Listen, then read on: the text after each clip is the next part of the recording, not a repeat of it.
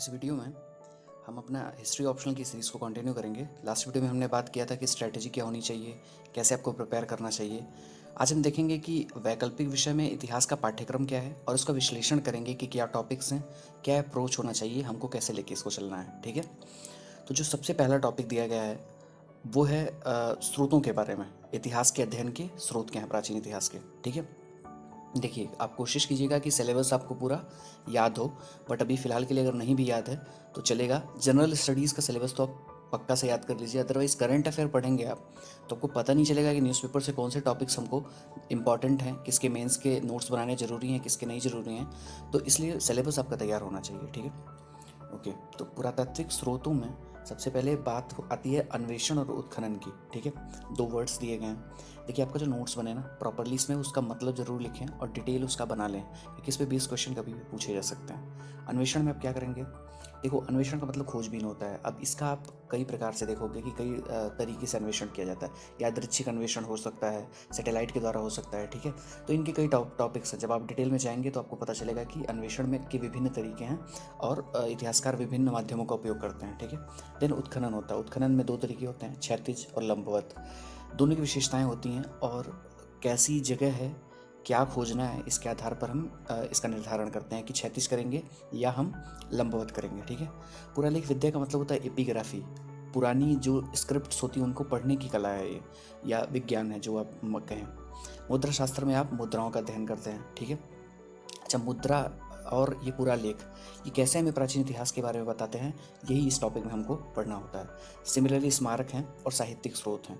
तो देखो साहित्यिक स्रोतों का फिर दो भाग में इसको बांट सकते हैं, स्वदेशी में और विदेशी विवरण। ठीक है, स्वदेशी में प्राथमिक एवं द्वितीयक स्रोत आते हैं। प्राथमिक स्रोत क्या होता है? देखिए अगर उसी काल की घटना का वर्णन उसी काल के किसी साहित्य में किया गया है तब तो वो प्राथमिक में आता है। द्वितीयक का मतलब होता है उसका रेफरेंस किसी बात की किताब बुक में या बात की राइटिंग में आया हो। ठीक है, फिर क्षेत्रीय भाषाओं में आप देखते हैं। क्षेत्रीय भाषाओं में क्या है, जैसे तमिल, तेलुगु, कन्नड़, मलयालम हो गई। पाली लिटरेचर हो गया जिसमें बुद्ध बौद्ध धर्म स्पेशली उसका लिखा गया है। फिर और भी छोटे मोटे साहित्य हो गए जो हमारे रीजनल लैंग्वेजेस में लिखे गए हैं। ठीक है, विदेशी विवरण में यूनानी है जो स्टार्ट में सबसे पहले इनका विवरण है। प्लिनी है, फिर आपका टॉलेमी है, इन लोगों का है विवरण जो आपके स्टार्टिंग के काल के जो पहली सदी दूसरी सदी इनके बारे में जो विवरण मिलते हैं उसके लिए हम बेसिकली डिपेंडेंट हैं यूनानी विवरण पे। ठीक है, इसके बाद चीनी विवरण है। चीनी विवरण स्टार्ट होता है बेसिकली सबसे इम्पॉर्टेंट जो इसमें है वेनसांग और फाहियान है।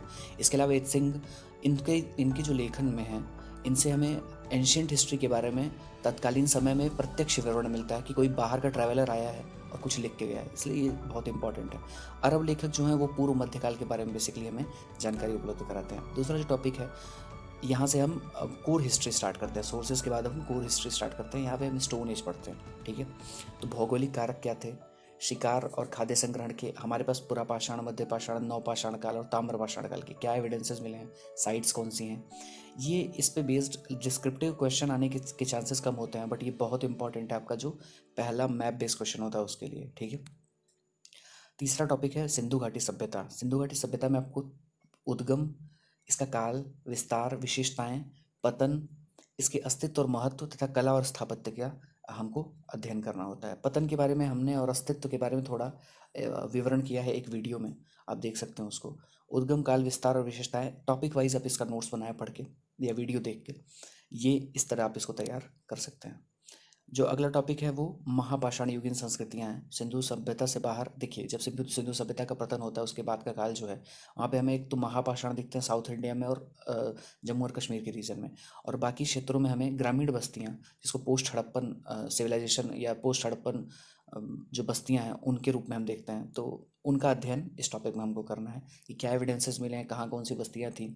ठीक है, जैसे कैथा एरन हो गई या नवाटोली, ये सारे हमको पढ़ने हैं इसमें। ठीक है, फिर आते हैं वैदिक पीरियड पे।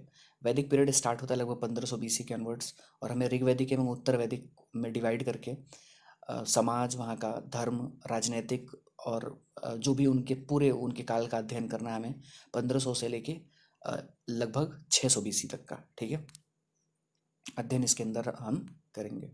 ओके, जो नेक्स्ट टॉपिक है वो है फिर महाजनपद काल। आप जानते हैं द्वितीय नगरीकरण के रूप में महाजनपदों का उदय होता है, ठीक है, छठी BC ऑनवर्ड्स, ठीक है। इसमें फिर एक जो अवध होगा वो सबसे बड़ा महाजनपद के रूप में उदय होगा और पहला साम्राज्य भी इसमें बनेगा, मौर्य साम्राज्य, ठीक है। इसी काल में जैन एंड बौद्ध धर्म भी हम देखते हैं, ठीक है। तो भगवान बुद्ध और जैन जो महावीर स्वामी हैं, इनके बारे में, इनकी शिक्षाओं और इनके काल के बारे में पूरा अध्ययन हमें इस टॉपिक में करना होता है। इसी काल में सिकंदर का आक्रमण होगा, ठीक है, मैसिडोनियाई जो डेमेस्ट्रियस का अटैक है उसके बाद, तो हमें उसके बारे में भी अध्ययन करना है, ठीक। देन मौर्य एम्पायर बनेगा।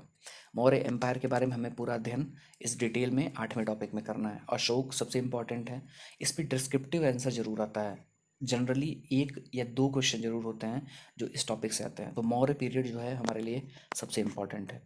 इसके बाद हम प्रारंभिक राज्य और समाज के बारे में अध्ययन करते हैं, पूर्वी भारत में, दक्कन में, दक्षिण भारत में।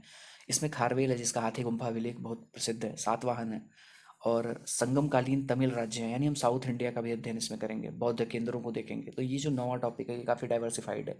देखिए, जब पोस्ट मॉडर्न पीरियड में आप देखते हैं तो भारत एक फ्रेगमेंटेड स्टेट्स की स्थिति में दिखेगा, छोटे छोटे राज्यों का उदय होगा।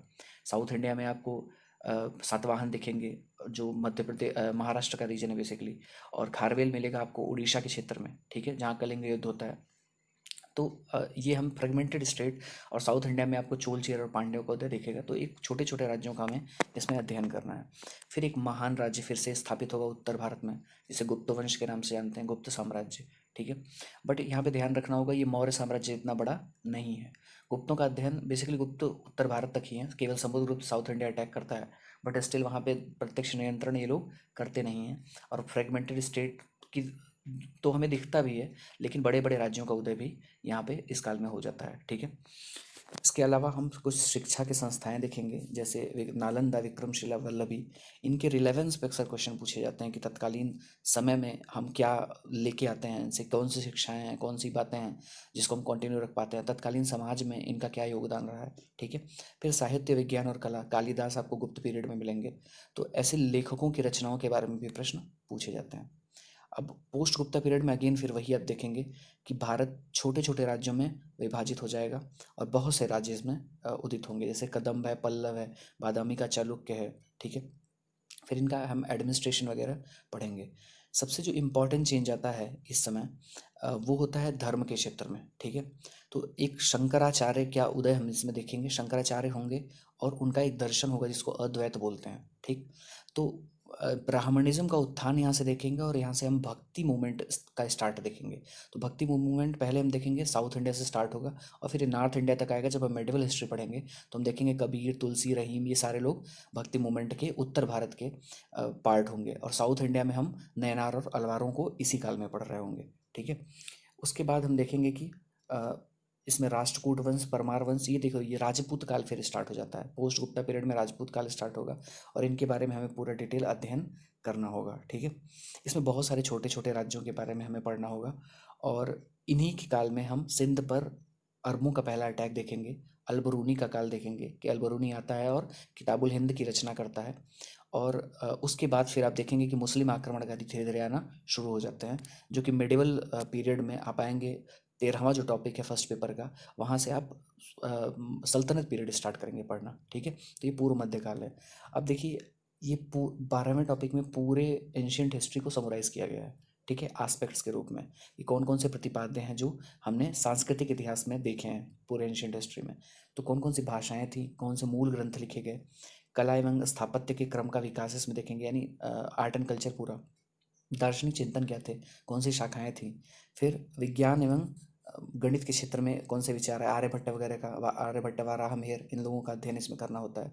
फिर 13वां टॉपिक जो है उसमें है प्रारंभिक मध्यकालीन, यानी 750 से लेकर 1200 के बीच की जो राज्य से संबंधित घटनाक्रम है, यानी पॉलिटी है, एडमिनिस्ट्रेशन है, सारी चीज़ें। तो राजपूतों का जो उदय होगा जिसमें चौहान वगैरह की बात हम पढ़ेंगे आगे, पृथ्वीराज चौहान का काल और चंदेलों का, बाकी इन लोगों का टेम्पल आर्किटेक्चर इसमें काफ़ी ग्रो करेगा इस पर्टिकुलर टाइम पीरियड में। और चोल एम्पायर साउथ इंडिया में सबसे बड़ा एम्पायर बनेगा, ठीक है। इनका अध्ययन हमको इस टॉपिक के अंतर्गत करना है। आगे इसमें बहुत सारे सब टॉपिक्स हैं, स्त्रियों की स्थिति देखनी है, साइंस एंड टेक्नोलॉजी अगेन, फिर दर्शन में शंकराचार्य, वेदांत। कहने का मतलब ये है कि ये पूरा अगला टॉपिक कल्चर पे बेस्ड होगा। तो पोस्ट गुप्ता पीरियड में फ्रेगमेंटेड स्टेट के साथ साथ हमें अगले टॉपिक में पूरे कल्चर को सम अप एक प्रकार से करना पड़ेगा। तो देखिए, अगर आप एंशियंट हिस्ट्री पूरा अच्छे से पढ़ते हैं तो ना केवल आप ऑप्शनल के पेपर की तैयारी कर लेते हैं, बल्कि एक मेजर सेक्शन पेपर 1 का भी तैयार होता है, जो कि आर्ट एंड कल्चर के रूप में पूछा जाता है। आपको पता होगा कि आर्ट एंड कल्चर के जो क्वेश्चंस होते हैं वो ज़्यादातर आपके एंशियंट हिस्ट्री से ही रिलेटेड होते हैं, जैसे टेम्पल आर्किटेक्चर हो गया, स्कल्पचर हो गया, या फिर पेंटिंग्स हो गई। तो इन सब से पूछे जाता है। जैसे आप स्टोन एज पढ़ोगे तो आप वहाँ पे स्टोन एज पेंटिंग देखोगे। इस पे 2 बार क्वेश्चन यूपीएससी में पूछा जा चुका है।